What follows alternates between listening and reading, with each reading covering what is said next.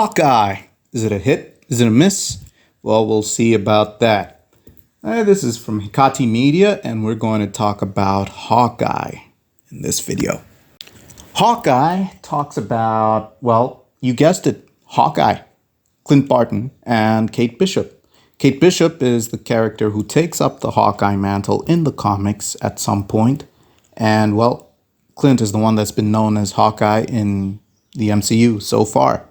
He also took on the identity of Ronin in Avengers Endgame after his family was snapped away by Thanos. While he used his identity as Ronin, he made a lot of powerful enemies because he was going around executing crime families around the world. So this show deals with the resurgence of Ronin, accidentally shown by Kate Bishop when she put on the costume. So now criminals in New York are after Ronin, and Clint has to make sure that Kate is safe. So that's pretty much the storyline.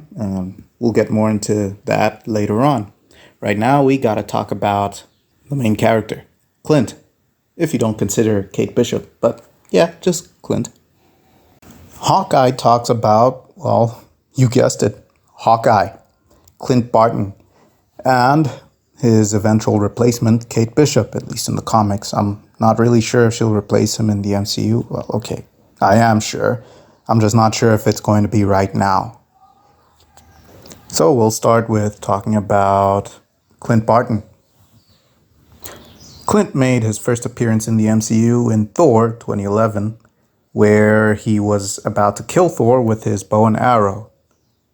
His appearance wasn't really noticeable until you watch Avengers and you just go back to Thor and say, hey, wait, he was in this too.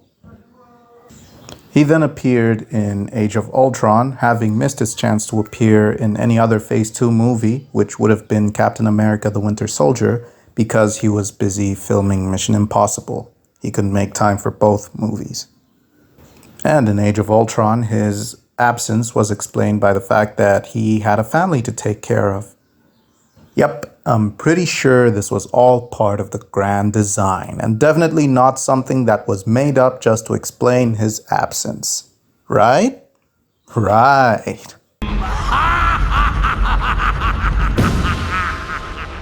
He then went on to appear in Civil War and then Endgame. In Endgame, the fans correctly guessed that the movie would start with his family being snapped away. Everybody pretty much called it. They said his family would get snapped and he'd turn into Ronin. And lo and behold, that's exactly what we got. But it was a good run. And he got some pretty decent kills in. I mean, the Avengers were even concerned about it, despite the fact that they also go around killing everybody that they fight. But we'll leave that out, because that's not what we're going to talk about here. This show allows us to get to know Clint a little more than what Age of Ultron tried to show us. He's a family man, he's kind, he's polite. He's also haunted by a lot of the mistakes he's committed throughout his life. He also feels a type of trauma. He's going through some sort of PTSD, as we can see when they're watching Steve Rogers, the musical, or whatever you call that play, which again was just blown so much out of proportion in terms of popularity. Like, seriously. They even had to release the full play as a post-credits scene. Come on, guys. So his portrayal in the show was really in-depth, actually. It could have gone better, but it was just really good. They even got to bring up the hearing aid that he has in the comics, and that was actually a pretty good step. It was a step in the right direction. Hawkeye in the comics is usually the resourceful guy of the group. He was a bad guy at first. He was an Iron Man villain, and he was trying to get some with Black Widow. Black Widow was the one targeting Iron Man, and Hawkeye joined her because he was a simp at that point. But yeah, in the MCU, they're best friends, and he was originally sent to kill her and became her friend. He took her into S.H.I.E.L.D. He was a really responsible guy. He had a lot going on for himself as well. He married a S.H.I.E.L.D. agent, former S.H.I.E.L.D. agent. She was revealed to be one in the last episode. We still don't know what exactly she did, which is a deviation from the source material because he falls for Mockingbird, who appears in Agents of S.H.I.E.L.D. Although there are some people that will say in the Ultimate Universe, which the MCU follows more, Hawkeye is actually not married to Mockingbird, but to the character that is his wife here. I'll have you know that in the Ultimate Universe, which the MCU closely follows, Black Widow just up and killed his entire family because she felt like it. So his family is actually dead in the Ultimate Universe, killed by none other than Black Widow. I like how the show treated Clint with respect. They didn't let him be upstaged by his eventual female replacement. They let him be his own person. He was always on top of the situation. He could handle himself in pretty much everything that he was thrown into. The show really did respect him and his legacy. They didn't even have any moments where they just throw him under the bus for any of his past failures or anything. He was just there. He was doing his thing. He was saving people whenever he could. He was getting involved in these little side quests and adventures and all. It was a pretty cool adventure for him. Then we have Kate Bishop, the one who gets the story going. She became a Hawkeye fan after she saw Hawkeye fighting in the Battle of New York against the Chitauri. She trained in martial arts. She became a great archer. And she lived a very good life with her mother. Her dad died during the Battle of New York. She's an amusing character. She's very amateurish in the way she handles herself. She's definitely like a teenager in the show. They don't make her be this wise, all-powerful, all-knowing character right from the get-go. They actually show her in a more realistic light than they do other teenagers who take on these superhero mantles and all of that. And I really had to hand it to them. They handled it very well, very perfectly. She's a rebel, but she knows that sometimes she does have limits. Even though she tries to challenge those limits, she's aware that she's in way over her head sometimes. Even the way she expresses herself, it's like, okay, I know I'm in danger, but I'm going to do this anyway, okay? Because I want to and I have to. And I have to prove that I'm capable. So I'm not going to listen to you, but I do need your help, by the way. But I'm not going to listen to you anyway because I want to do this and I want to prove my worth to you. Wait, no, to myself. And that was actually pretty cool. I like that iteration. That's a lot like what other characters should be like. Well, teenagers, that is, when they take over these adult roles. And she's played by none other than the very popular, very nice too, and very low-key in the real world, Haley Steinfeld. She's very pretty too. She goes through some sort of arc as well, where she was protected and sheltered, and in the end she realizes that not everything is as it appeared to be. She thought that her mother was defenseless and clueless, but it turns out that her mother was actually way more into this kind of stuff than she was. And she was very deep into it too. Then we have the antagonist for a huge chunk of the show. It's just 6 episodes, but still the antagonist. Echo. She's an interesting addition to the mythos because I never really pegged her as a Hawkeye supporting character or a Hawkeye rogue. She's mostly involved with Wilson Fisk because she's his adoptive daughter or something in the source material. She's the one who kicked off all the rumors about Wilson Fisk appearing in the show, which was a very hot topic because we didn't know whether it would be Vincent D'Onofrio who would reprise his role from the Daredevil series, or if they'd recast him with someone else. And if they did bring him back, that would mean that Daredevil is canon in the show. And it was a very tricky thing to navigate as well. It was a difficult thing to pull off, and what was more difficult to pull off was Echo using sign language to speak. Although they did handle it perfectly, I still feel like it was a very big challenge in the writer's room deciding how they could make a main antagonist who doesn't speak or hear. But they made it work. She was threatening, but, they followed the vibe of the show where she's not gory or psychopathic or anything. She's just there doing her thing and, well, beating people up and, killing them if need be. She was good for an antagonist, a physical antagonist for Hawkeye. Although I do wish that there was more to their enmity and they faced off more, but what we got was good enough. Now, on to the show. It didn't really have that many main characters, and well, that makes it easier for me to talk about them. So, the show is set during the Christmas period and has Hawkeye trying to make it home to his family because he's just trying to sort out this whole Ronin business that resurfaced in New York. After that, he just had to go home.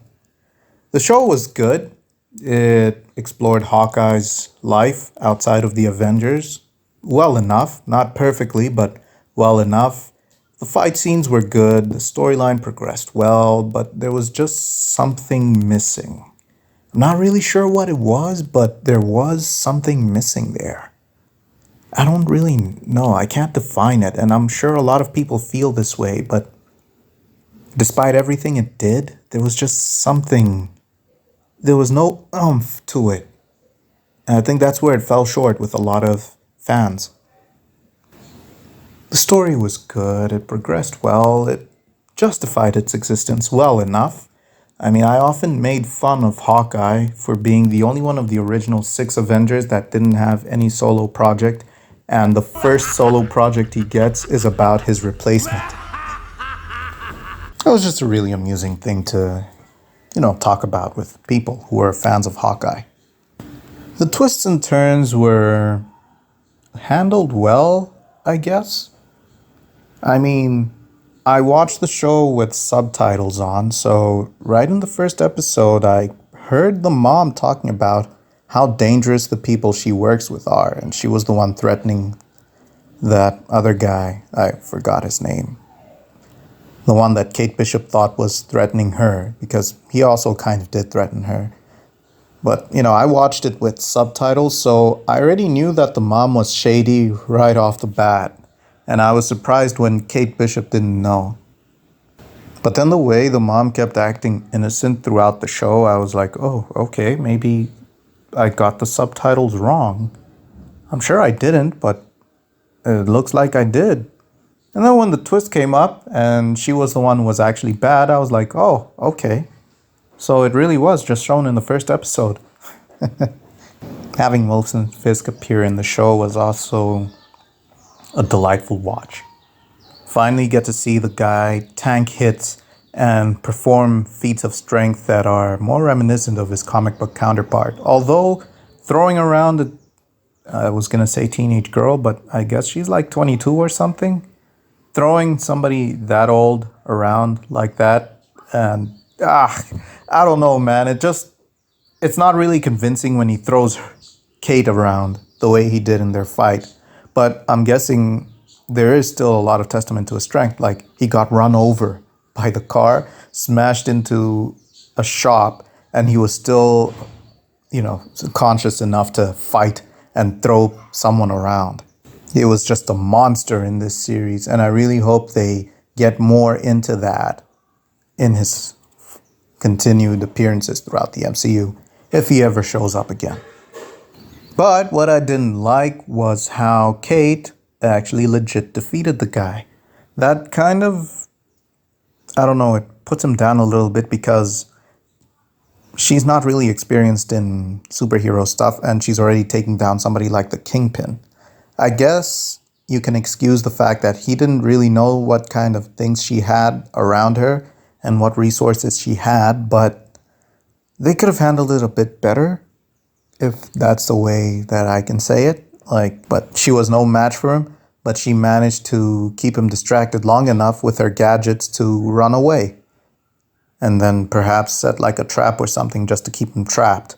But not that she actually beats him and knocks him out. I mean, yeah, I guess the way they did it is acceptable and still keeps him as a menacing guy, but this is a freaking Kingpin. He's supposed to be one of the scariest guys in New York. And he just got beat by a girl that was doing her superhero thing for the first time. Then we have the coup de Gracie. which is Yelena Belova, played by one of my celebrity crushes, Florence Pugh. Yeah, unfortunately, her appearance in the show was good, but her performance was actually the worst. She came into the show, and the way she was acting was like, the fans love me. I don't really have to do much. I just have to say these quippy things, and that'll be the end of it. I wasn't really convinced that she was totally into it the way she was in Black Widow. Her performance in the Black Widow movie was way better than it was here. Here, she was all smug, and like I said, it was all like, yeah, I know they're gonna like me, so I can just do whatever. I can say whatever I want. They're gonna laugh, they're gonna enjoy, and plus, it's me. I mean, everybody loves Yelena. So, yeah, she could have done a lot better than she did in the show. Her whole thing about wanting revenge for Natasha, I'm going to sound very cheap for saying this, but it should have been handled in a movie. I guess it just had to be handled in the show because there was no real space for her to do it in any other point throughout the MCU. Oh, before I forget, there was also this guy. This really weird guy. Yeah, in the comics, he's actually Hawkeye's mentor. But in this show, he doesn't know Hawkeye at all, which I guess is fine. Well, at least he managed to appear in a Hawkeye show. And I still don't get why the show was misdirecting us to imply that he was a bad guy in the first episode, because he was talking about how he was going to be a widow soon and take all of Kate's mom's money or something like that. I mean, he was innocent the whole time, so what was the point of that? Was that just for the audience? Was that him having some kind of underlying scheme that didn't involve the guy he was talking to? What was really going on there? Or was this something that they just threw away as the show went on because it was too predictable? Or, because, it was probably all part of a grand design or something. I like how they actually played with the emotions of the audience as well, because we all thought he was the bad guy, and even Kate tried to prove it. Yet, he wasn't. We just judged him probably because of his appearance. And I'm not going to mention that scene where he showed that he was the bad guy with those words. And, well, basically because it's usually the husband of the rich person who's the bad guy, or wife of the rich person.